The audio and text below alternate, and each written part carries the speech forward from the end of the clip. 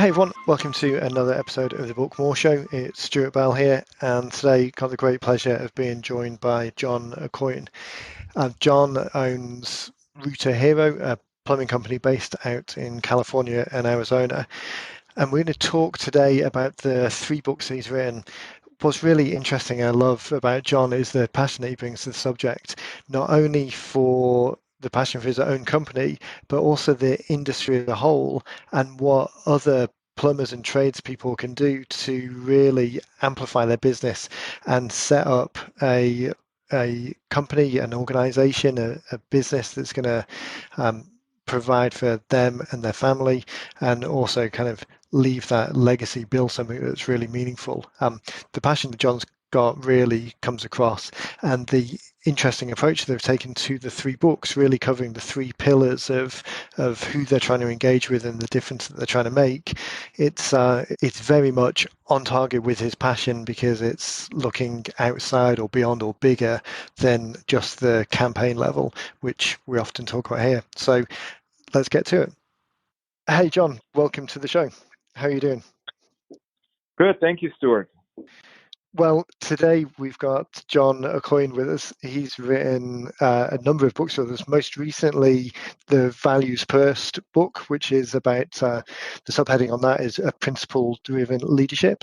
And then prior to that, there was Creating 99 Millionaires, and then there were ones before that. So rather than me giving a brief history, John, do you want to share kind of your backstory with the audience, and then kind of talk just briefly about the books you've written, and then we can dive into some details after that. Yeah, sure, Stuart. I started in the plumbing industry when I was 17 years old. My dad passed away, and he had a heart attack. I was going to high school at the time, and had plans to graduate high school, go to college, and be an attorney. And his tragic death really changed our lives. I ended up actually dropping out of high school, going to work with a plumber family member that had a plumbing company to learn the trades because we had bought a house back then, and my dad was the breadwinner, and I felt an obligation to take over and help out and pay the bills and do all that. My mom was worried about losing the house and Right. who's going to pay the mortgage, and it was a very big deal. I even contemplated on jumping in and driving my dad's truck because he was a truck driver, without really thinking a whole lot about what I was going to do. But then my mom said, no, it's better if you go learn a trade, Right. and instead of being a truck driver, because your dad's never home when he's driving the truck, and I want you to be home for your family. Yeah. So that's how I got into the trades, and it's been the best thing that's ever happened to me because I've just been able to accomplish a lot being in the trades, and it led me to write the books that I wrote, and everything is based on being in the trades and how being in the trades is a good thing. Yeah. So that journey from kind of working with a family member through to branching out by yourself, was that relatively quick, or did that take some time in the trenches, as it were, before you kind of branched out by yourself? Yeah, so I knew I had to learn the trade early, regardless, because when I first started, I started as a helper, and I was making $25 a day as a helper, working with the family friend who's a plumber. We sold the truck and had enough money to pay the mortgage for a certain amount of time. So I knew I only had a couple of years to really start making good money in the trade, so I could start picking up the bills and everything. I started when I was 17. By 19, I think actually within 6 months, I went from an apprentice to I was running all the calls myself. I was doing all the work myself. The Fantastic. family friend I was working for used to leave me alone. Hey, go. Here's all Yeah. the appointments today. Yeah, go do them and come back. And I used to do that, come back.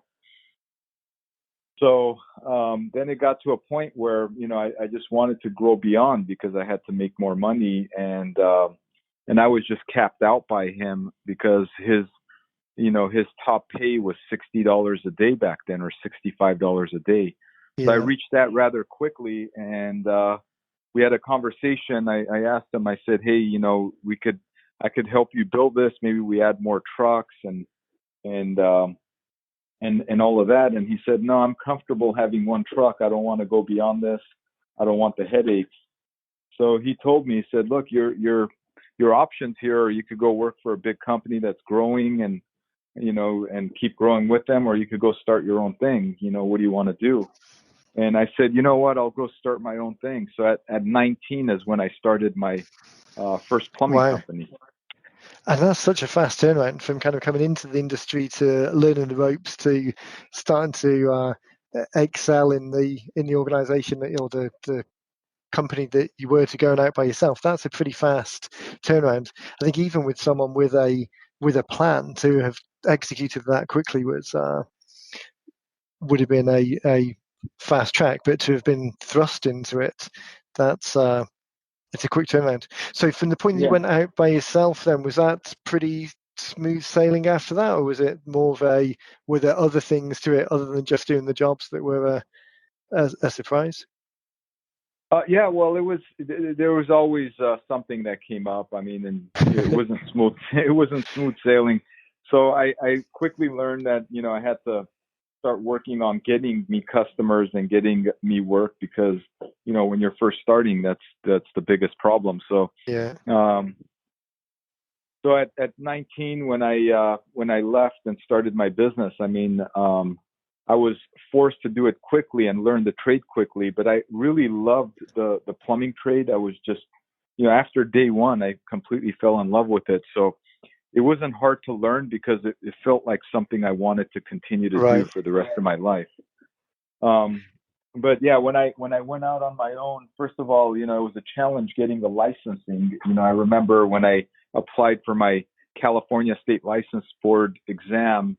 Back then, they had a review board review my application, and I had to meet with some members from California State License Board that questioned me about, my age, and they said I was one of the youngest licensed, applicants out there. So I had to convince them that I was ready for it, that I had been working with my uncle for a while. Yeah. Oh, so it I wasn't even even just an automated process where there were a lot of hoops to jump through. You actually had to face to face with someone and convince them that you were legitimate. This wasn't just some kid trying to do something that they weren't truly prepared for.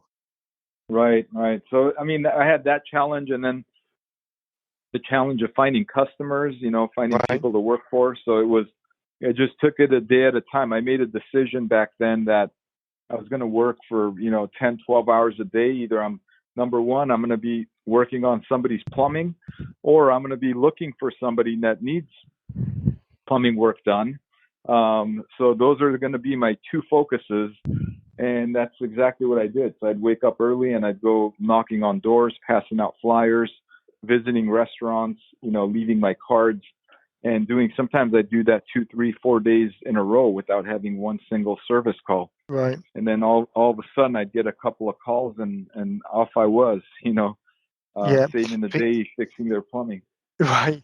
And it's surprising how it works, the grouping together of things. Like you said, the fact that nothing will happen for a few days and then there's a few things come through at once. Without that strong, reliable source, it's such a up and down, both kind of in terms of the work that you're trying to do and psychologically. It kind of goes from famine to feast a little bit. It's I can imagine pretty quickly you were looking for ways of kind of stabilizing that and making the business coming in a little bit more reliable or consistent.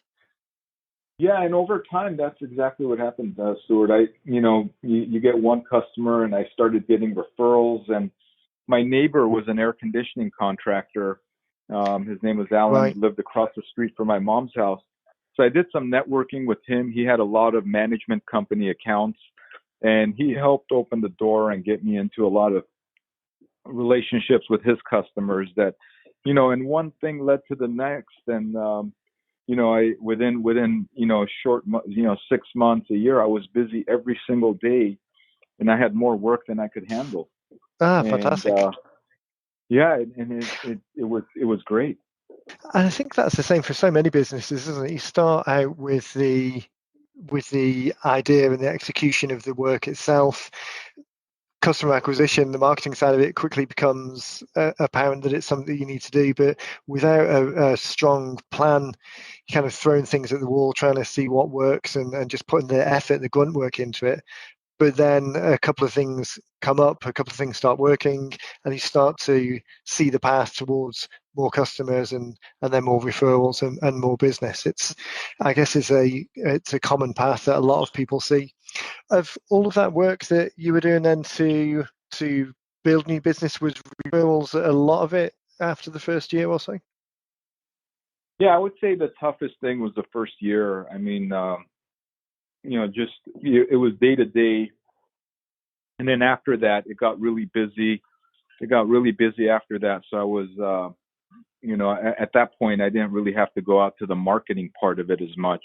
Right. I was more, spending more time doing the plumbing, and I ended up bringing a helper in. I bought a second truck and I trained him. It was a cousin of mine, kind of had the same. My aunt called me and said, "Hey, your cousin doesn't like school, and do you need a helper?" I said, "Absolutely, I'll take him in." So um, I taught him how to do plumbing, and he's now out there doing really well for Ah, himself. So fantastic. And what a great opportunity to kind of return the favor to the universe that or the opportunity, at least to the universe that you had, kind of pay it backwards, yeah, if not pay it absolutely. forwards. Yeah. That's, Um, yep. let's jump forward a little bit then to how our paths first crossed and the kind of thought of writing a book in the first place, and then kind of look at what you're doing with it now, because that's obviously changed and developed over the couple of years that we've been doing things together. So where did the thought of the book come from in the first place, and I guess give everyone a bit of a backstory on what that the early books were and where we've gone from there?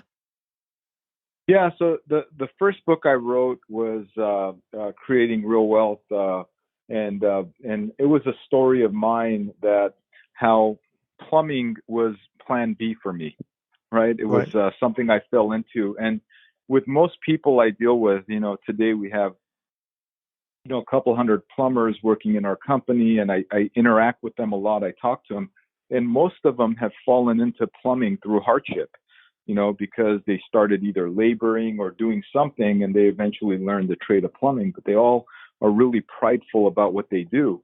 And it kind of happened to be the same thing for me because I fell into plumbing through hardship, because I had to do something, and my mom wanted me to learn one of the trades, and luckily we had somebody in the family that knew plumbing. But the first book was about getting people in the trades, because today we have more people retiring and getting out of the trades than people going into the trades.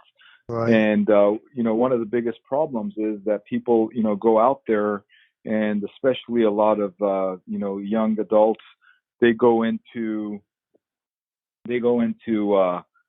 schools, and they get school debt, and they come out, and that's not really what they want to do. And Yeah.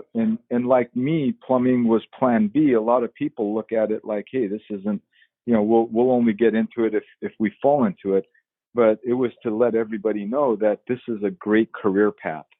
That if you choose to go into the trades, that you're going to be wanted. The demand's going to be there because our infrastructure, everything is getting older, and there's not enough tradespeople to fix it. Right. Like you say, Population is particularly with the increasing. I was just going to say, with the population increasing, the demand increasing, but then people retiring out of the trades, and they're not really being, in the UK, it's very similar. Trade schools and the apprentice approaches were shut down 20 years ago. Um, for the majority, the kind of technical schools that were around, far fewer now than there were 20 years ago, because now everyone's following an academic route into kind of service or financial type industries. So there's a huge demand coupled with a dwindling supply of people. Yeah, and that's exactly what's going on in the U.S. as well, and it's an issue. So we have in our company now we have a apprentice program. We have a program where we teach people that come into the trades, and we have our own school. We call it Oh, Hero fantastic. University. And it was to attract people towards that, to let people know that, hey, this is a very good career path.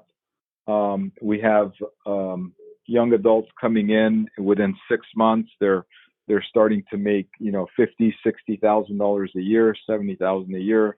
Within a year, they're making a six-digit income. So Fantastic. it's something that's real, and you don't have to incur a lot of school debt in Right, order for that to happen. In fact, we'll pay you while you're going through training. right. And that's such a opportunity for people where their academic route isn't a preference. I mean, even for those who pick the trade because they want to be in the trade, it's a great route and a great career. But the opportunity for people who wouldn't necessarily or hadn't previously necessarily thought about it as a first option, to know that there is a relatively stable path from not knowing anything through through a apprenticeship program where they're going to get their handheld and guided towards being successful at the end of it.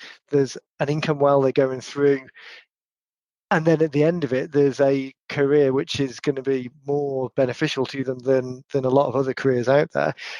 It's always a surprise when I'm talking to people in trades, and it's actually a surprise. I talk about financial planners quite a lot. That's what a group of people that spring to mind as I'm using examples for the books.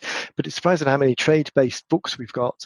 And I guess even my response to thinking about financial planners more than the trades is indicative of the schooling out there, where it's just not something that's front of people's minds. They just don't think about that as an opportunity, but it's the perfect fit for so many people. Yeah, exactly. And some of it through budget cuts, because when I was going to high school, we had auto mechanics class, and we also Right. had a woodworks class. So people were encouraged to, get into mechanics and do things of that nature, like woodwork or whatever else. But because of budget cuts, I think those came out of the high schools, and I think it created the dilemma. I think that's where it Yeah. started. And then over time, I think it's reinforces itself. As soon as those first cuts are made, then the next group of people going through the system who weren't around when it was an option in the first place never even think about it. It's not something that people are asking for. The just the awareness of it in general just removes itself by virtue of the fact that no one remembers what happens a few years ago. And as I can imagine, it's the case that it doesn't take long for that just to um, fall out of something that people are thinking about day by day. So the apprentice program that you've got, is that something that's typically oversubscribed, popular within the local area? Because I know you've got a big organization with, I imagine the turnover that you've got is with so many people is not insignificant. So does the apprentice program, is that oversubscribed, and that leads to a lot of the staff that you then take up at the end? So yeah, the way it's kind of changed and it evolved over time, the apprentice program. So initially, we were hiring people that wanted to get in the program, and we put them directly into the school, and it's a hands-on. So what we do is we have 50% of the time they spend working on mock-up plumbing, which is hands-on garbage disposals, faucets, other things that they get their hands on and they could take Yeah, apart and put together. Then the other 30% is spent in classroom style theory looking videos, concepts, code, and then they spend 20% of their time actually in the field working with another plumber, seeing right, him do the work, getting to know the tools and interacting with the real plumbing system, because the mock-up is really not exactly the way it works when you right, actually go out in the field.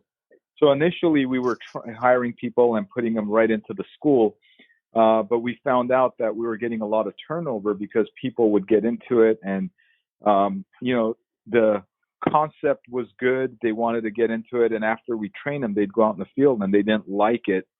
So what we did is we switched it around a little bit. Now we hire them, we put them out in the field for about 30 days, maybe a month and a half, and they work with another plumber as a helper.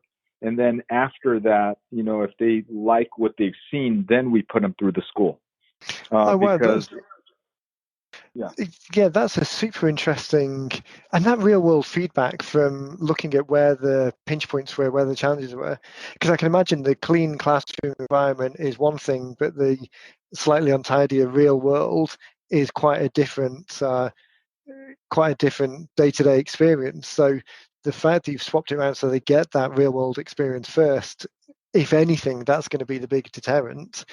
And if they make it through, then okay, now we're moving forward. It's almost like a filtering process for the people who are not likely to continue after the fact. Did that take a long time to realize, or was it pretty apparent from the start? Well, we had to stop and analyze the results because it did take us. We went through two classes of people before we realized that our turnover was too high with Right. the students, and that we had to do something different. And when we started asking and analyzing and peeling the onion backwards, we figured out that the biggest problem was that the people didn't really realize what they were up against once they went out in the field. So once they were Yeah. out in the field, then they saw how difficult it was, because some of it's pretty labor intensive, Yeah. and they really had to get the feel for that. They had to crawl under houses. They had to get dirty. They'd have to come across some really bad plumbing situations and see if their stomach Right. could handle it, before they actually got into it. Because some people just said, "Hey, I don't like it. I thought Yeah. I would, but I just don't like it." And that was the issue. But now Yeah. that they went through it, and if they don't make it through that month and a half of ride along, then we don't put them through the class, because if they don't make it through the month and a half of ride along, then most likely they're not going to make it after we put them through the class. And Yeah. we don't want to invest money and time into teaching them if they're not going to use the trade. Exactly, because that's the realities of the job aren't going to change magically just because you've now got more skills. It's you're still in the situation where you're trying to fix the same problems in the same conditions. It's such a great insight. The the first book, The Secrets to Real Wealth. How far down the process did that come into play? Was that something that you'd thought of as a lead generator for that part of the business for a while, or is it something that was very quickly kind of sparked as an idea and then was executed on? So yeah, when we thought about, I was thinking about how to share the story of how I got into plumbing, and just share some of the statistics about the problem going on with the trades. And um, and that kind of happened pretty quickly. I mean, when I was thinking about it, I always wanted to write a book, and when I saw the problem, I said, "Hey, this is a great solution, because we can actually distribute this out to junior colleges. We could go straight to high schools, in fact, and Right. get. And it's a short book. It's got very short chapters, and it's something that gets right into talking about the problem and what the solutions are." So it really helped us um, just create the awareness of the problem and see if there's people interested in wanting to come into the trades of plumbing. So yeah, it Exactly as happened you pretty quickly.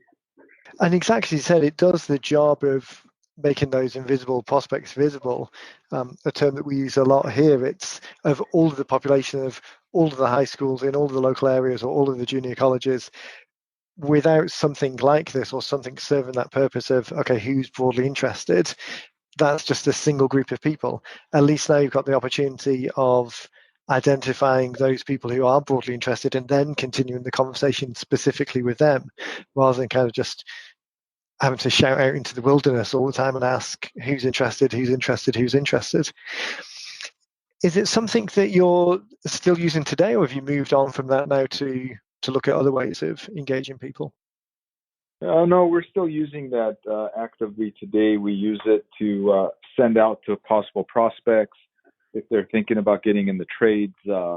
We use it when we're doing, whenever we're doing any kind of job fairs and things like that. We'll take the book out there, we'll pass it out, and it's something that we continuously use in order to, find prospects that want to get into the plumbing industry. Have you thought that anyone else have your competitors seen the idea and tried to copy it yet, or are you still pretty much the only ones that are taking that approach? Well, I mean, there's a lot of trade books, and there's a lot of people promoting people going into the trades, which is all good. And to copy it, I mean, the book has some unique stories in there and experiences, and that's really hard to copy. But Right. I think anybody that's trying to solve the problem is doing good for the industry. So um, anybody that's in the trades and is looking at this as a possible opportunity to get people in the trades is actually working on and helping solve the problem, because it is getting to a point where more and more people are needed, and we don't have enough people that are just shining the light on that problem. And that's such an interesting way of looking at it as well. It's kind of looking at the bigger picture. It's not just that you're trying to solve the problem for yourselves.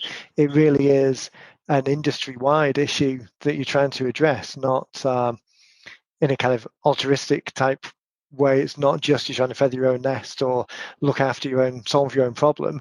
It's really trying to do something to raise awareness across the board.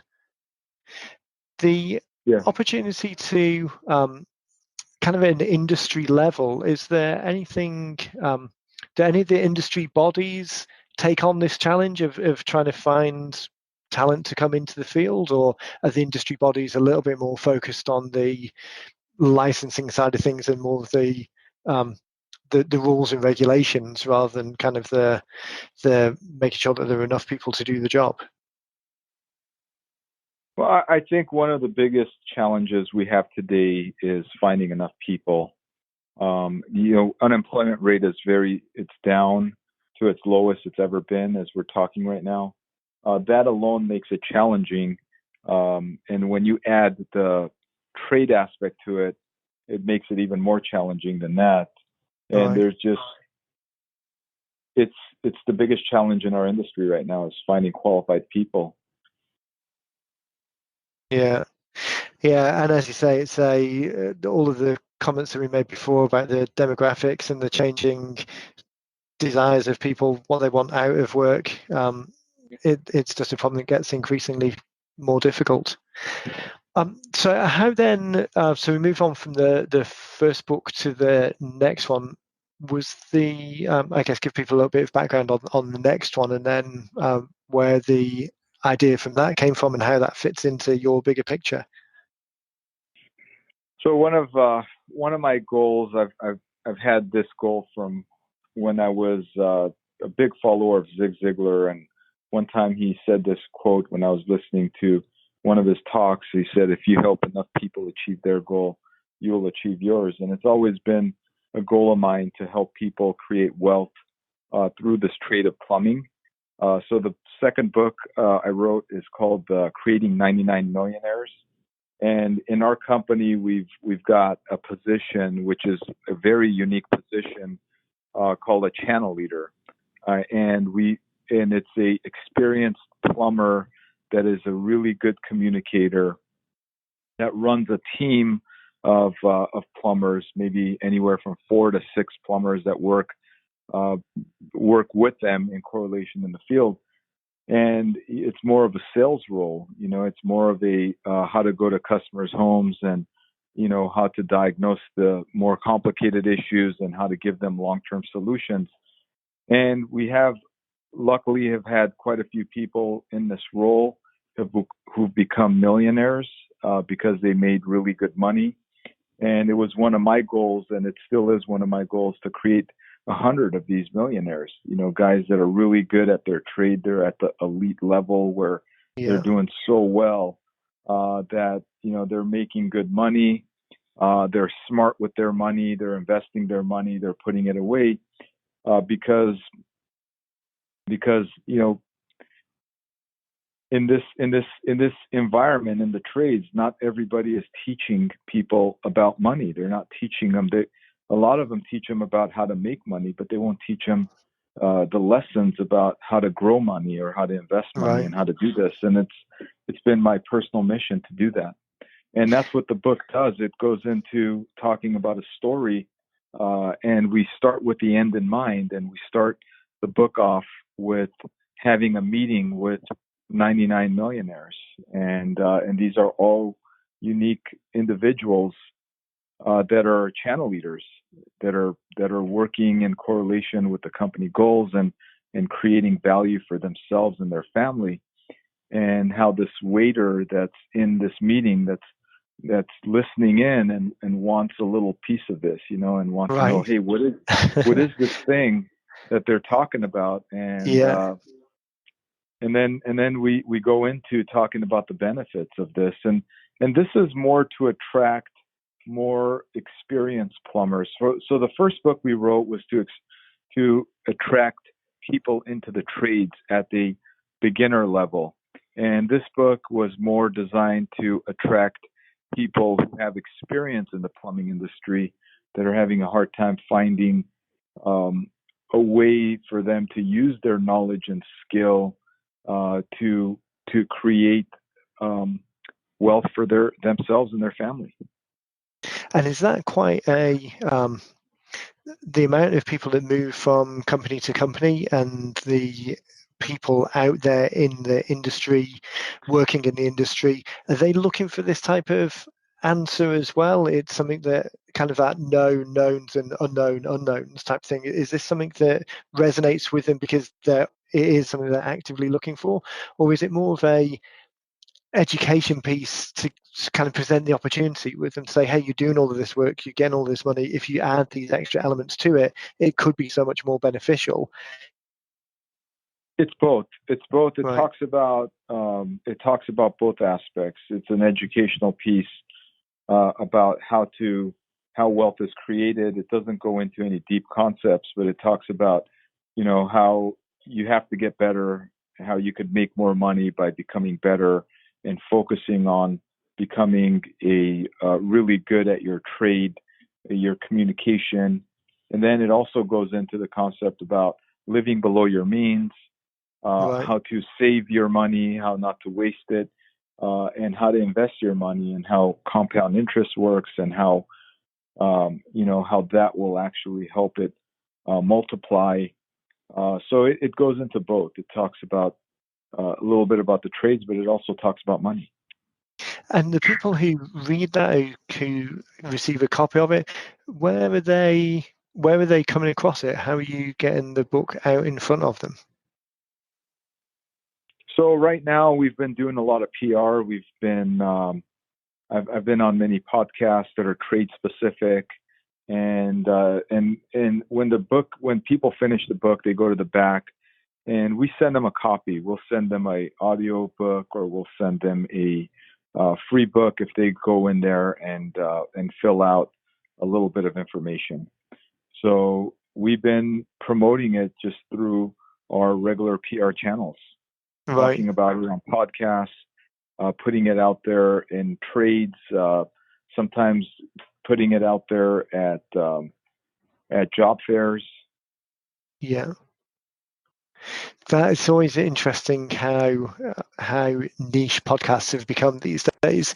You kind of think about the amount of time that podcasts were around and weren't getting that much traction outside of tech circles, I guess. But nowadays, it really is one of the primary mediums of getting in front of people, particularly getting in front of people who are engaged and kind of passionate about the subject, because it might not be, because it's still a little bit of work to get subscribed to a podcast feed. It's not quite as easy as just flipping on the TV.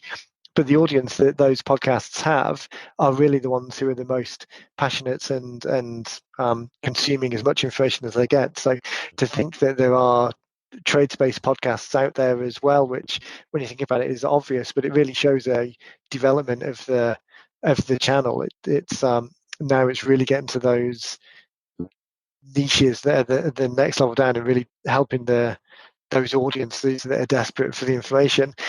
Do you find that there are many the podcasts that you're talking about, are they trades-based ones in the way that I'm anticipating they are, where they're talking to other plumbers about building a better business or doing a better job? Yeah, it's been we've gotten some response from both. We've been on some trade specific ones and some that were more general, and it's just a matter of getting the content out there, because what's happened is, I had one person that actually had their son that was just getting into the trades listen to the podcast because the dad heard it through a non trade specific podcast that we were on. Okay. Uh, Yeah. it was, and so it's just a matter of getting out there, and then people hear it, they get inspired by it, they hear the talk, and then they'll know somebody and they'll refer somebody, or they'll go, hey, you got to hear this. Or in some cases, we've had people go to the website and get a free book and then send it to a friend to go, hey, Right. I saw this and I thought you would be interested in it. It's surprising how the how thin threads connect people together over time. It's almost if you don't believe in destiny, it's almost an indicator that there's a bigger plan out there. Yeah, um, we're just putting the word out there, and the universe is spreading it. So I right. think it's just making sure you get it out there, and you talk about what you're passionate about, and people that want to get into it will eventually get their hands on it. Yeah, which ties in with what we talk about in the books quite a lot, is that you don't know where it will lead to. The show that just went out last weekend as we're recording this with Bill Bloom, who is a financial planner. His first book was the Yachter's Guide to Early Retirement, because he was a financial planner and is a sailor, so had a lot of clients and connections and enjoyed being in that space. But that, from a relatively thin thread, led to a booth at the Chicago Boat Show, and from the booth the following year, they'd asked him to speak at the event.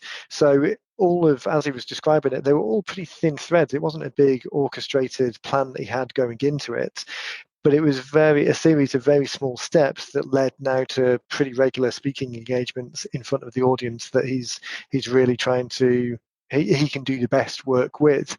And that seems very similar with yourself, although a different route, but still creating assets, creating things that get out in front of people through as many channels as possible, because you don't know which one's going to resonate with which group of people at which time. And it's only by getting things out there that you've got the opportunity that could even happen. So, of all of the work that you've done, the first two that we're talking about here, of all of the work that you've done, are there any of them that have been surprising? You've maybe put a book into an environment that you didn't necessarily think was going to take off, but then really resonated with the group? Well, I did get a lot of good response off of the second book we wrote, creating 99 millionaires. It was I have a lot of friends in the trade, and I heard a lot of people tell me how inspiring it was, and it even inspired others to write books as well, which is great, Wow. because Yeah. we're getting the message out there that being in the trades is a good place to be. I mean, it's not a bad place to be, Yeah. and it doesn't have to be Plan B. It could be Plan Right. A. Yeah. Yeah. And a very profitable plan A. Yeah. Yeah. Um, you started to mention the follow. I think I cut you off, but you started to mention the follow up after people opt into the second book, and there's the opportunity to send them the physical copy. But I guess on both of them, and then we'll talk about the other books in a minute. But on both of them, is there a funnel that people follow through once they've opted in? Is there kind of an orchestrated path that they follow afterwards? Or are you trying to capture people more in the moment and don't so much focus on the follow up?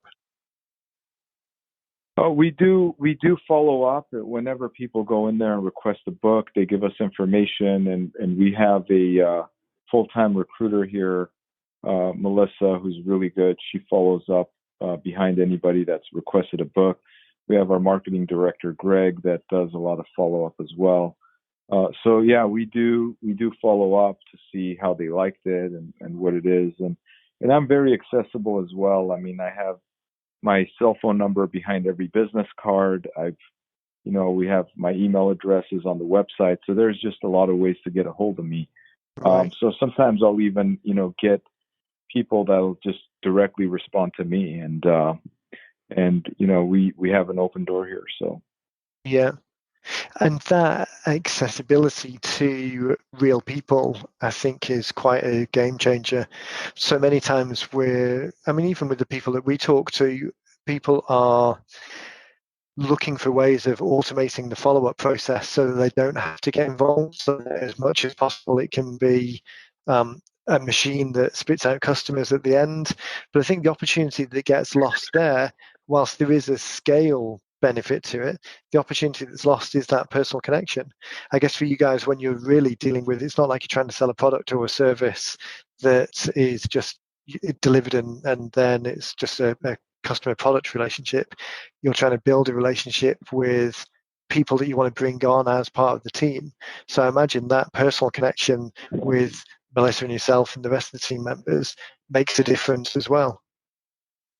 yeah, absolutely. I mean, I really get frustrated when I'm going through and all you get is a computer or Right. a voicemail or something else, and it's just we want the experience to be really good, so we try to make ourselves very accessible.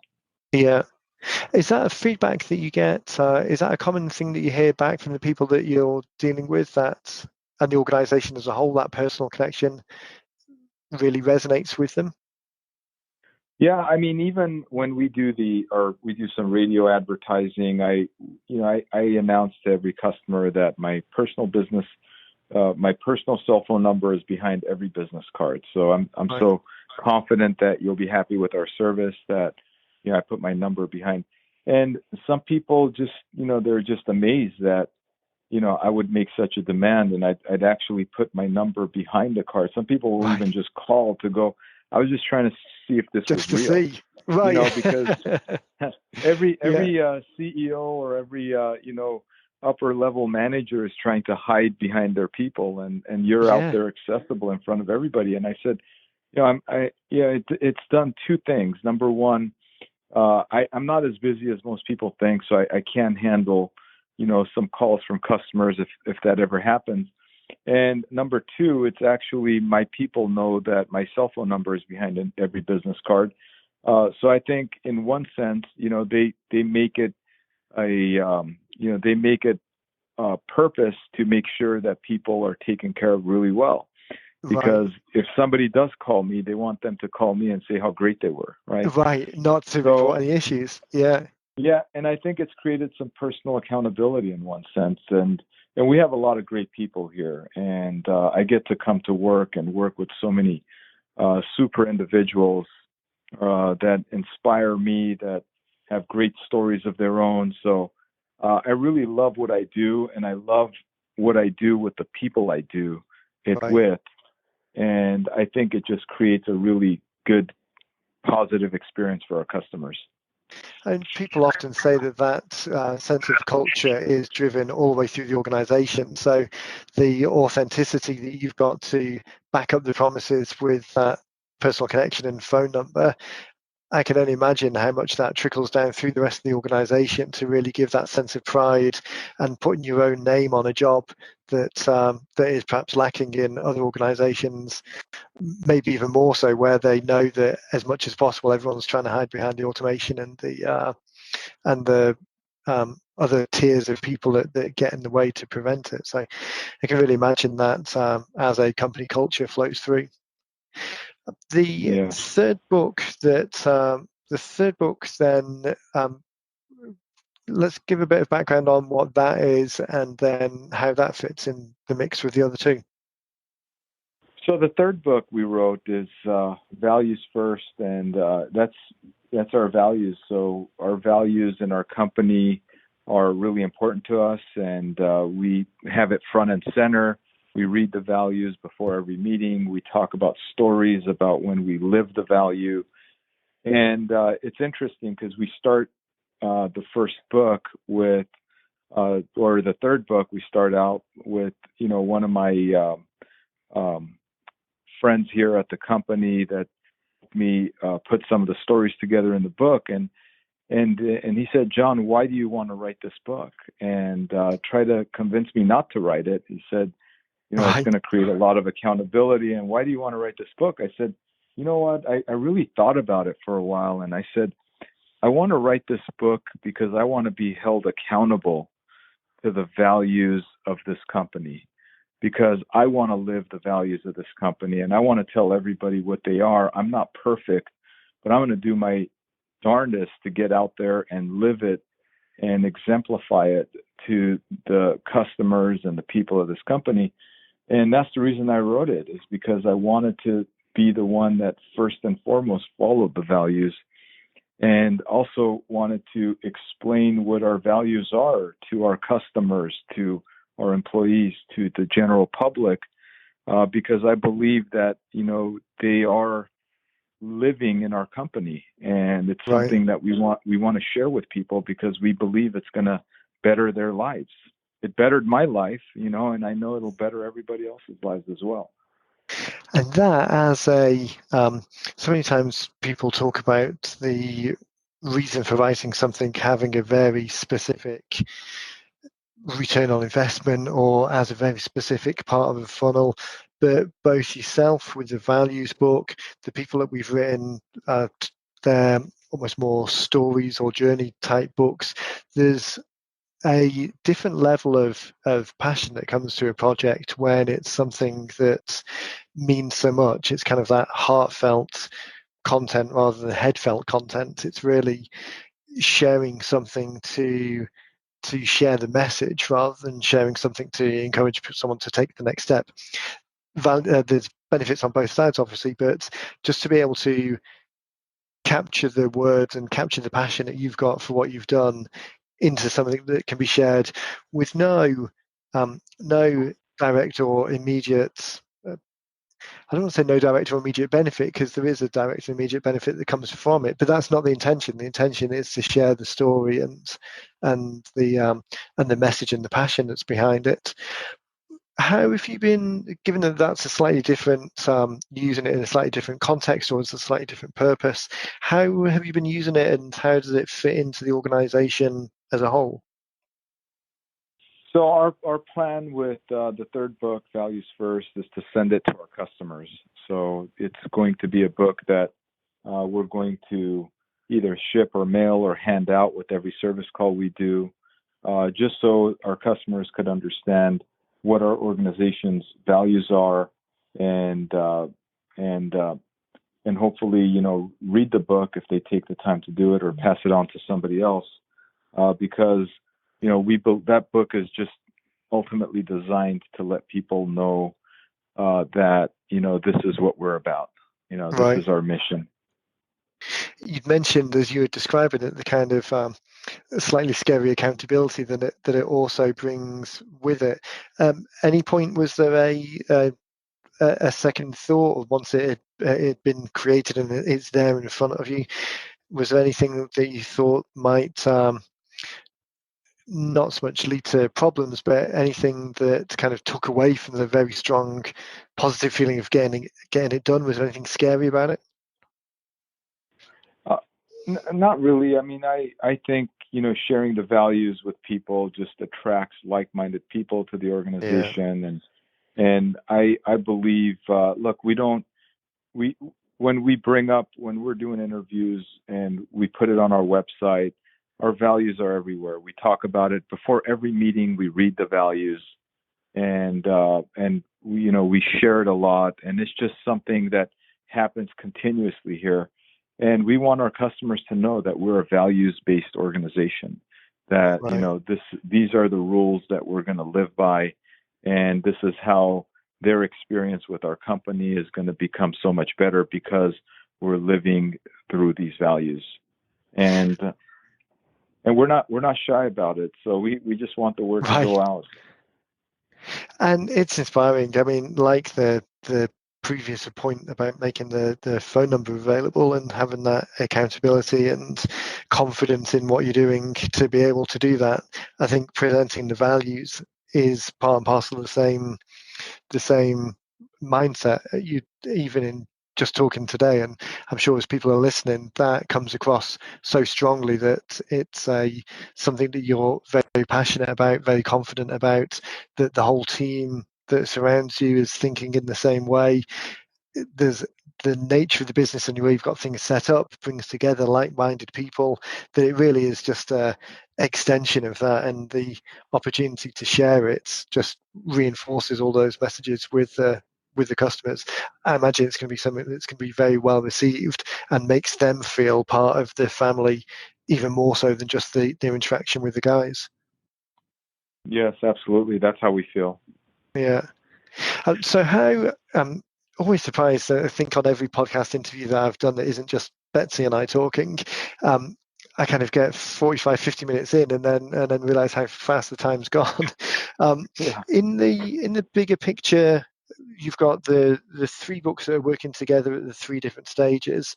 Is there a is there something that's next in the pipeline, or now that you've got these kind of three key pillars built, are you looking at utilizing those more, um, rather than going on to the next one and the next one? What's the plan as far as the books go in the next 6 to 12 months? I have no plans for any other books, but you never know. I mean, I might be inspired to write about something, and if that happens, then we'll take it day by day. But right now, I think I've covered a few different areas that I really wanted to share with people, and Yeah. I've done it through the three books, and I really appreciate the help with 90-minute books for helping me put all this together, because they've made the approach so simple.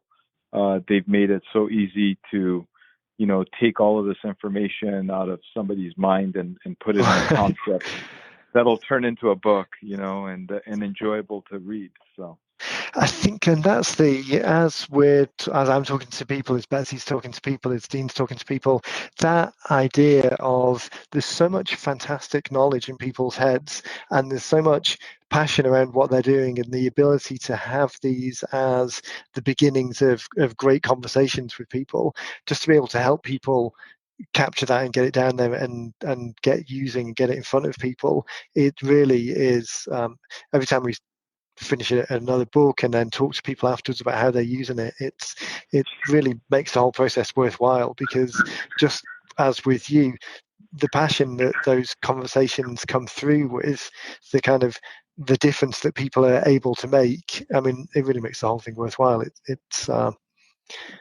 good to be able to help people get that out there. So with no and the other point as well is that just as you are experiencing with the people that resonate with the books and come to work more closely with your team either as um, members of the team or as customers, it's the same here. I mean, we get the people that we deal with are very much on the same page because we're always coming from the same place, and it just makes the whole experience go well. Um, so with the three. The three pillars that you've got, the three books that you've got in place, is there anything over the next couple of months where you've identified an opportunity to use it in a different way, or is it going to be more of the same, and just really building up on the great foundations that you've got already?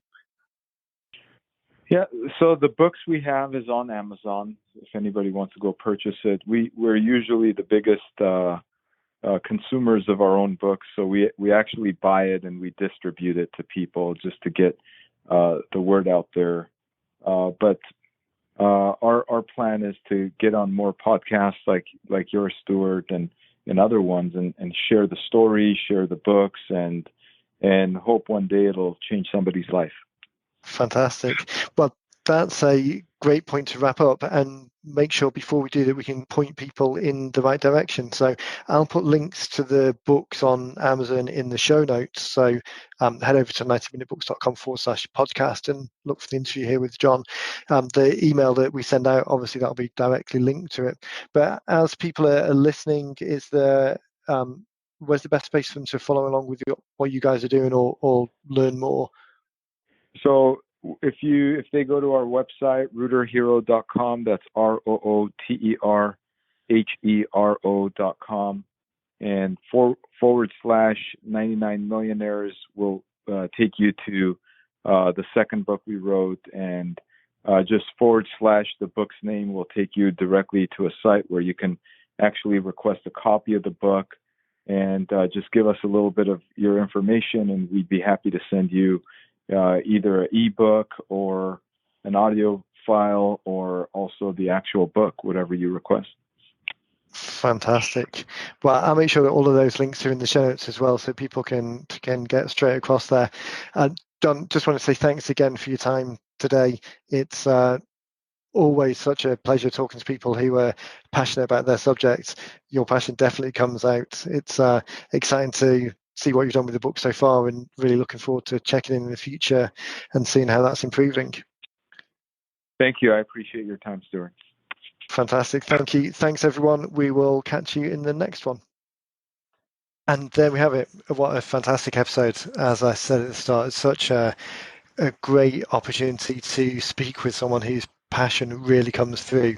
And the fact that he wants to make such a difference, and they are making such a difference at an industry level, not just a company level, it's really something that makes a difference, and is a great example of how a book is not only a great lead generation tool, but also a great way of presenting your values out to either people that you want to work with, customers you want to deal with, or the industry as a whole.